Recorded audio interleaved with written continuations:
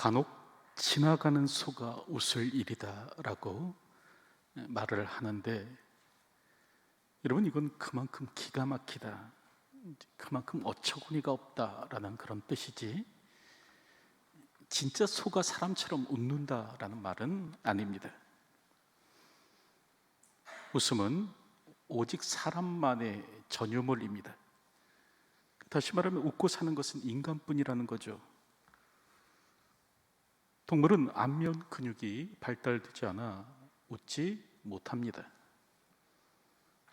반면 사람은 안면 근육의 발달로 다채로운 웃음을 웃을 수 있는데, 그렇기 때문에 웃음에는 여러 종류가 있죠. 소리 없이 웃는 미소가 있고, 갑자기 크게 웃는 복소가 있고, 또 소리와 함께 이 표정의 변화가 확연히 두드러지는 반대소가 있습니다. 떠들썩하게 웃는 홍소가 있고, 이야기를 나누면서 웃는 담소가 있고, 또 피시크고 웃는 실소도 있죠. 이 박수를 치면서 웃는 박장대소, 도끼를 품고 웃는 독소, 쌀쌀맞은 태도로 웃는 냉소도 있습니다. 그럴 때 오늘 본문의 사라의 웃음은 희소였습니다. 다시 말하면 기뻐서 웃는 웃음이었다라는 거죠. 6절을 보면 사라가 이르되 하나님이 나를 웃게 하시니 듣는 자가 다 나와 함께 웃으리로다. 이때 이 사라의 웃음은 희소였습니다. 기쁨의 웃음이었어요. 우리가 알듯 아브라함에게는 아들이 없었죠. 약속만 있었지 자녀가 없었습니다. 창세기 12장 2절을 보면 내가 너로 큰 민족을 이루고, 하나님께서 이렇게 말씀하셨지만 자녀는 없었습니다. 또 창세기 13장 16절을 보면 내가 내 자손이 땅의 티끌 같게 하리니, 사람이 땅의 티끌을 능히 셀 수 있을진데 내 자손도 세리라. 하나님께서 이렇게 말씀하셨지만 아들은 없었습니다. 또 창세기 15장 5절을 보면 그를 이끌고 밖으로 나가 이르되 하늘을 우러러 무뼈를 셀 수 있나 보라. 내 자손이 이와 같으리라. 하나님께서 이렇게 말씀하셨지만 아들은 없었습니다. 그래서 결국 아브라함이 어떤 일을 하는가? 하갈을 통해서 아이를 갖지 않습니까? 86세가 되도록 이 아이가 없자 이 아브라함이 이제 사라의 여종을 통해서 아이를 갖습니다. 그랬더니 하나님께서 침묵하시죠. 무려 13년 동안이나 아브라함에게 이런 방구도 안 하시는 거예요. 그리고 이제 아브라함의 나이가 99세가 되었을 때 다시 나타나시는데, 그때 이제 또 말씀하십니다. 이제후로는 내 이름을 아브라함이라 하지 아니하고 아브라함이라 하리니 이는 내가 너를 여러 민족의 아버지가 되게 함이라. 다시 말하면 한 가정의 아버지가 아닙니다. 많은 무리의 아버지, 열국의 아비가 되게 하겠다 말씀하십니다. 그때 이 하나님의 말씀을 들은 아브라함이 속으로 웃습니다. 아브라함이 엎드려 웃으며 마음속으로 이르되 100세나 된 사람이 어찌 자식을 낳을까? 사람은 90세니 어찌 출산하리요 하고, 아브라함이 생각할 때 기가 막힌 겁니다. 아니, 열국의 아비도 뭔가 좀 젊었을 때, 내가 좀 젊었을 때의 이야기지, 이제 곧 내 나이 100세입니다. 무슨 수로 아이를 갖습니까? 더군다나 이 사라의 나이는 90세죠. 그래서 이제 아브라함은 하나님께 말씀드리는 거예요. 이스마엘이나 하나님 앞에 살기를 원하나이다. 그랬더니 하나님께서는 아니라는 거예요. 아니라 내 아내 사라가 내게 아들을 낳으리니 너는 그 이름을 이삭이라 하라. 내가 그와 내 언약을 세우리니 그의 후손에게 영원한 언약이 되리라 말씀합니다. 여러분, 그런데도요, 아이는 없었습니다. 그리고 이제 이런 일이 있은 후에 또다시 하나님께서 찾아오세요. 이번에는 이제 2명의 천사들과 함께 오시는데, 그때 무슨 말씀하시는가? 내년 이맘때에 내가 반드시 내게 돌아오리니 내 안에 사라에게 아들이 있으리라 하셨는데, 여러분, 이제 이 이야기를 사라가 장막문 뒤에서 듣습니다. 그리고 어떻게 하는가? 웃었다라고 말씀합니다. 사라가 속으로 웃고 이르되 내가 노쇠하였고 내 주인도 늙었으니 내게 무슨 즐거움이 있으리요. 사라가 생각할 때 말이 안 되는 겁니다. 이미 자신은 이제 여성으로서 출산이 불가능한 몸인 겁니다. 그런데 무슨 아들이요? 사라의 입장에서는 웃음만 나오는 겁니다. 그럴 때 이 웃음은 희소, 기쁨의 웃음이 아니었죠. 이 웃음은 비소, 비웃음이었습니다. 교소에 가까운 것이었죠. 그래서 하나님께서 아브라함에게 따지시는 겁니다. 사라가 왜 웃으며 이르기를 내가 늙었거늘 어떻게 아들을 낳으려 하느냐? 여호와께 능치 못한 일이 있겠느냐? 기한이 이를 때에 내가 내게로 돌아오리니 사라에게 아들이 있으리라. 그런 말을 하는 겁니다. 왜 웃냐? 웃지 마라. 그런 거죠. 여러분, 그럼에도 불구하고요, 사라에게는 아들이 없었습니다. 그래서 이 아브람과 사라가 이 블레셋의 지경인 이 그랄로 갔을 때 결국 사라가 그랄 왕의 첩으로 들어가는 일이 있지 않았습니까? 하나님의 말씀대로 사라가 임신했다면 사라의 배가 불뚝 나와서 아마 그랄 왕은 그를 첩으로 들이려고 하지 않았을 겁니다. 이처럼 오늘 성경을 보면요, 하나님의 약속만 난무가 있지 아들은 없는 겁니다. 그런데 이런 상황에 변화가 생기죠. 드디어 오늘 본문 1절 말씀을 보면 여호와께서 말씀하신 대로 사라를 돌보셨고 여호와께서 말씀하신 대로 사라에게 행하셨으므로 라고 합니다. 여러분, 하나님께서 말씀하신 대로 하셨다는 거예요. 하나님께서 아들을 주시겠다 이제 말씀하신 대로 하셨다라는 거죠. 그리고 그 결과 2절을 보면 뭐라고 합니까? 사라가 임신하며, 사라가 임신했다는 거예요. 여러분, 이처럼 우리 하나님은 어떤 분이신가? 그 약속대로 주신 꿈을 반드시 이루게 하시는 분이 우리 하나님이십니다. 여러분, 오늘 본문을 보면 아브라함에게는 꿈이 생겼어요. 물론 그 꿈은 그냥 단순하게 자녀를 낳는 그런 꿈이 아니라 아브라함의 꿈은 뭡니까? 열국의 아비, 복의 통로가 되는 꿈이에요. 하나님께서는 갈대아 우르에 있던 이 아브라함에게 나타나셔서 만민이 너희 씨로 인하여 복을 받으리라 말씀하셨습니다. 이때부터 아브라함에게 꿈이 생겼어요. 그런데 그 꿈은요, 아브라함이 생각하는 것과 같이 막 즉시 이루어지지는 않았습니다. 무려 25년을 기다려야 됐어요. 여러분, 말이 25년이지 여러분 25년, 이 얼마나 긴 세월입니까?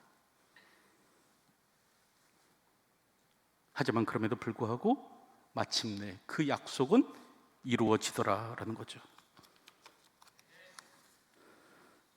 여러분, 오늘 우리에게 있어서 분명한 것은 무엇인가? 하나님께서 우리에게 주신 꿈은 결코 몽상이 아니라는 겁니다. 하나님께서 오늘 우리에게 꿈꾸도록 하셨다면 그 꿈은요, 반드시 이루어집니다.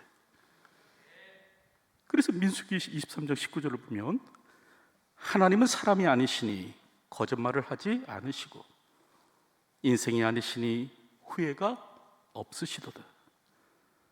어찌 그 말씀하신 바를 행하지 않으시며 하신 말씀을 실행하지 않으시랴. 하나님은 시건치 않는 분이시라는 거죠. 사람은 시건하는 존재입니다. 그래서 사람의 말은 믿을 수가 없어요. 음식을 먹으면 소화시켜버리듯이 그 약속을 슬그머니 넘어가거나 이행하지 않는 것이 사람이죠. 그래서 은나라 탕왕은 처자식을 담보로 삼았습니다. 서경을 보면 이 하나라 폭군 이 거랑을 정벌하러 갈 때 탕왕은요, 자신의 전쟁의 정당성을 주장하면서 그런 말을 합니다.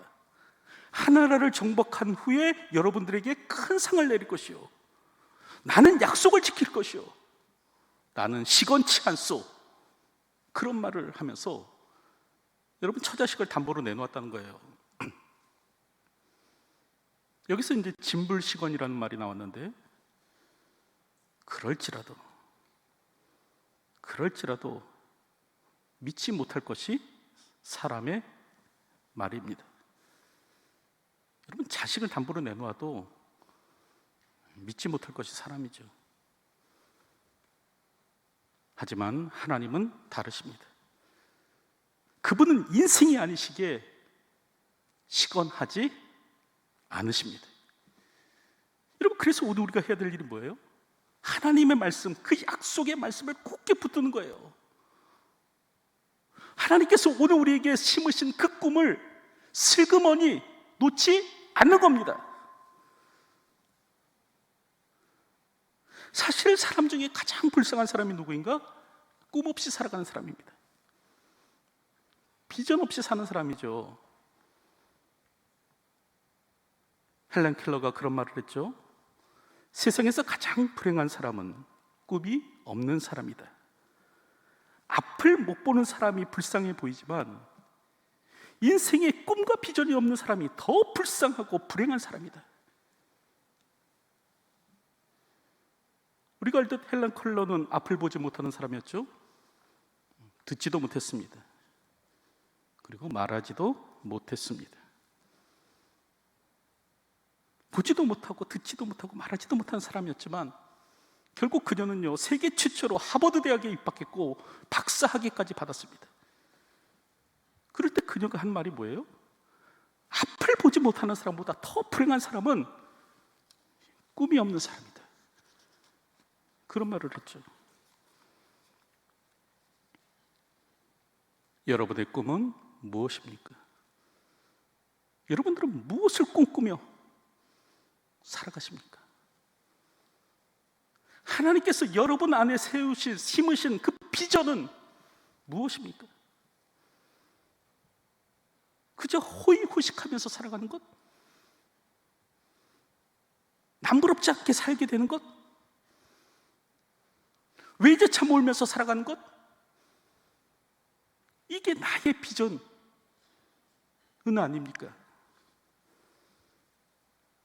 오늘도 하나님께로부터 오는 비전을 붙잡으시기 바랍니다. 그리고 그 꿈을 간절히 꾸는 사람이 되십시오. 그 어떤 사람이 그 부자가 되고 싶어서 그 마을에서 가장 현명한 노인을 찾았다고 하죠.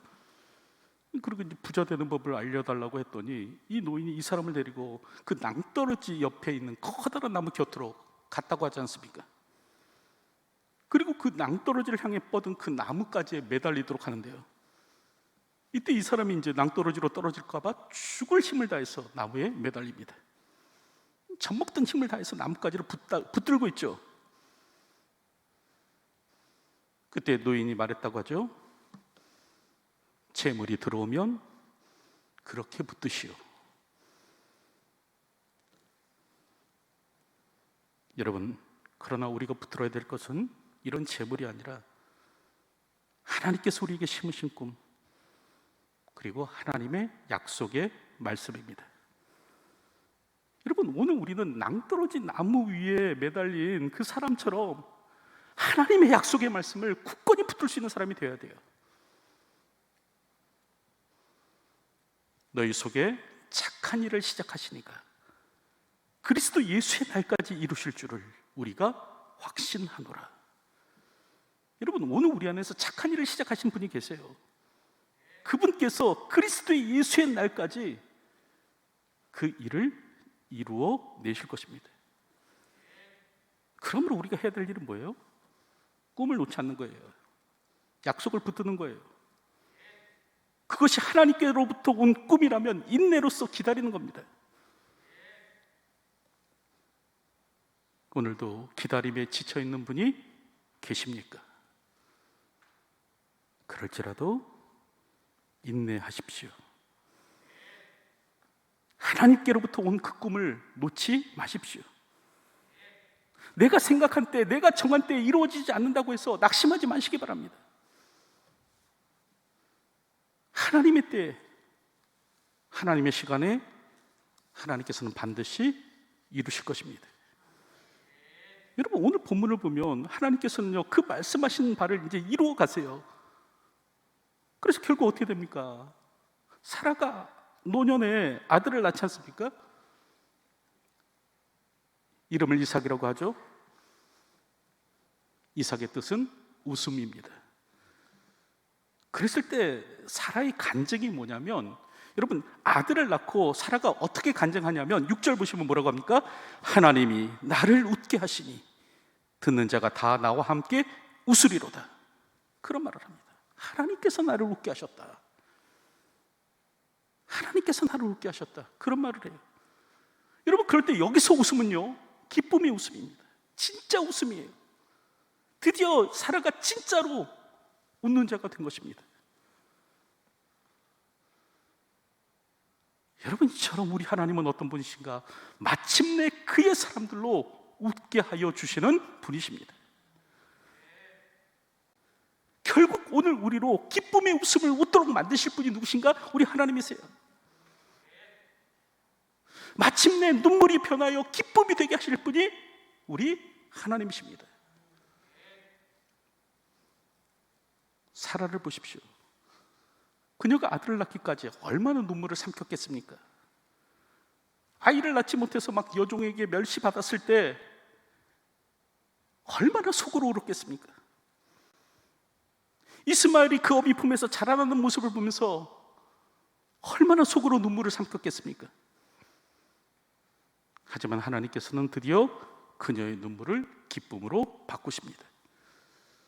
사라의 눈에서 약속의 말씀대로 눈물을 닦아주시고 그녀로 웃도록 하시죠. 여러분, 그럴 때 이는 사라만이 아니었습니다. 성경을 보면요, 나오미 역시도 마찬가지였어요. 우리가 알듯 나오미는요, 유다 베들레헴을 떠나서 모압으로 내려간 여인이죠. 그럴 때 모압 땅에서 모든 것을 잃습니다. 그리고 고향으로 돌아오게 되었는데 이때 뭐라고 합니까? 나를 나오미라 하지 말고 마라라 하라. 그런 말을 합니다. 나를 나오미, 기쁨이란 뜻입니다. 나를 기쁨이라고 말하지 말고 나를 마라, 괴로움이라고 말해라. 그런 말을 하는 거예요. 얼마나 삶이 괴로웠으면 나를 괴로움이라고 불러라. 그런 말을 했겠습니까? 그런데요, 그런 그녀의 삶이 룻기 4장을 보면 완전히 역전됩니다. 나오미가 웃고 있는 거예요. 하나님께서 나오미로 하여금 웃도록 만드십니다. 나오미가요, 7 아들보다 귀한 그 자부에게서, 며느리 룻에게서 난 그 아이, 이 생명의 회복제를 안고 품에 안고 웃고 있는 겁니다. 여러분, 그럴 때 나오미의 품에 안긴 그 아이는 이스라엘의 가장 위대한 왕이었던 이 다윗의 할아버지죠.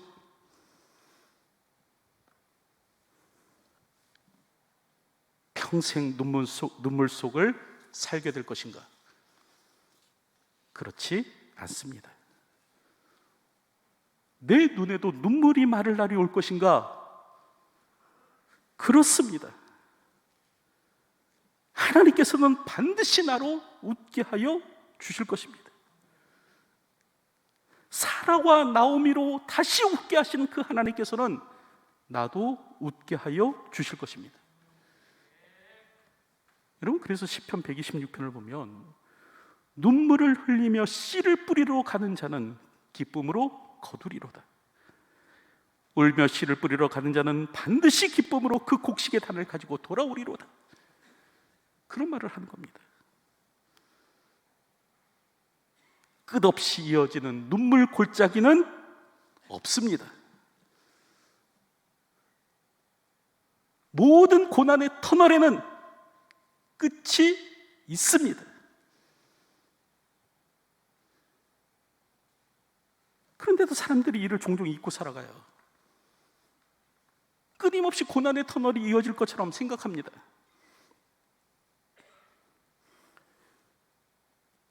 그 특수청소업체 하드웍스의 대표인 이 김환 씨는요, 말 그대로 그 특수청소입니다. 다시 말하면 이제 스스로의 손으로 생명을 끊은 사람들의 집에서 그 삶의 흔적을 지우는 그런 일을 하는데, 이때 이제 김환 씨의 말이 뭐냐면, 가난한 사람만이 스스로 목숨을 끊는 것이 아니라는 거예요. 이는 부자도 마찬가지다. 그 재물의 유무가 이와 같은 일을 결정하는 것이 아니라고 합니다. 그럼 어떤 사람들이 그와 같은 일을 하는가? 앞으로도 이 어려움이 계속될 것이다라고 생각하는 사람, 내 삶의 눈물 골짜기가 끊임없이 이어질 것이라고 생각하는 사람,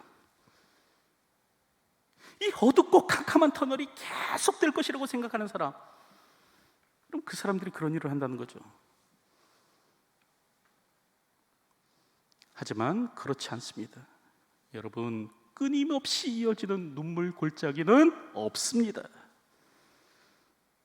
특별히 오늘 우리에게는 우리의 눈물을 바꾸어 기쁨이 되도록 하시는 하나님이 계세요. 사라의 수치를 씻으시고 나오미의 눈물을 닦아주셨던 그 하나님이 오늘 나의 하나님이십니다.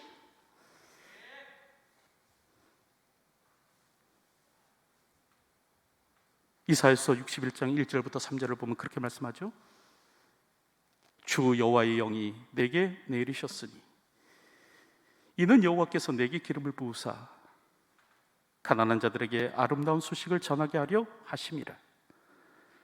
나를 보내사 마음이 상한 자를 고치며 포로된 자에게 자유를, 갇힌 자에게 노임을 선포하며 여호와의 은혜의 해와 우리 하나님의 보복의 날을 선포하여 모든 슬픈 자를 위로하시되 무릇 시온에서 슬퍼하는 자에게 화관을 주어 그 죄를 대신하며 기쁨의 기름으로 그 슬픔을 대신하며 찬송의 옷으로 그 근심을 대신하시고 그들이 의의 나무 곧 여호와께서 심으신 그 영광을 나타낼 자라 일컬음을 받게 하려 하심이라 말씀하는데, 여러분 이 말씀이 무슨 뜻이에요?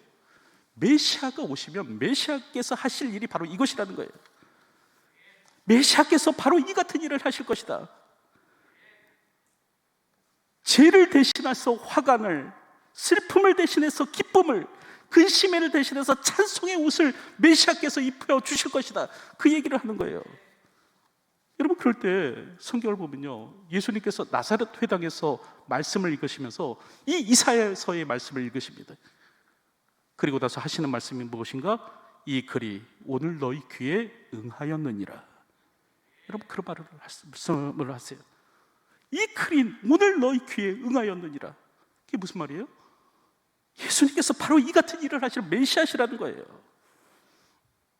여러분, 예수님은요, 오늘 우리로 하여금 죄 대신 화관을, 슬픔 대신 근심을, 슬픔 대신 희락을, 근심 대신 찬송의 옷을 입혀주실 분이 예수님이십니다. 예수님은 이것을 위해서 이 땅에 오셨어요.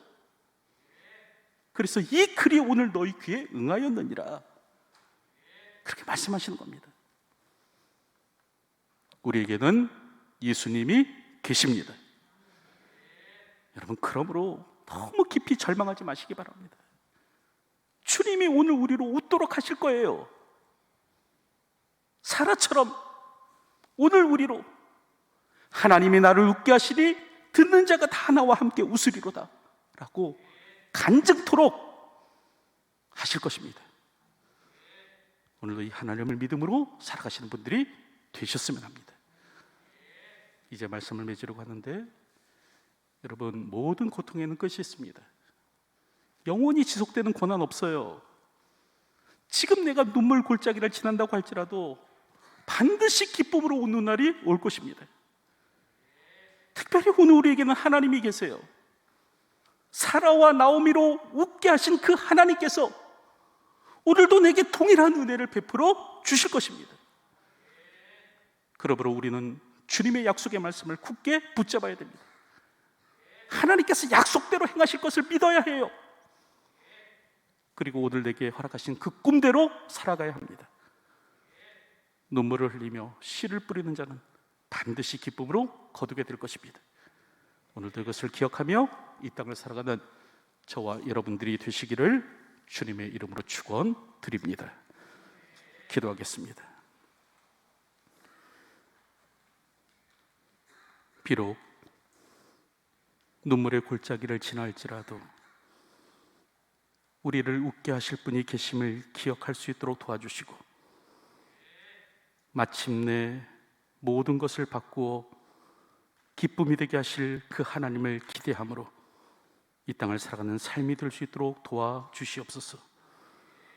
우리의 슬픔을 바꾸어 희락으로, 근심을 바꾸어 찬송의 옷으로 입혀주실 그 하나님을 오늘 우리가 믿사오니, 오늘도 그분의 약속의 말씀을 붙들고 이 땅을 살아가는 삶이 될 수 있도록 도와주시고, 오늘도 하나님께서 내게 허락하신 꿈을 붙들고 달려갈 수 있는 저희의 삶이 될 수 있도록 인도하여 주시옵소서.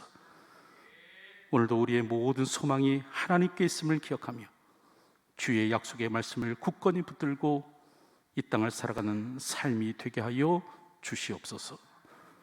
예수님의 이름으로 기도하옵나이다. 아멘.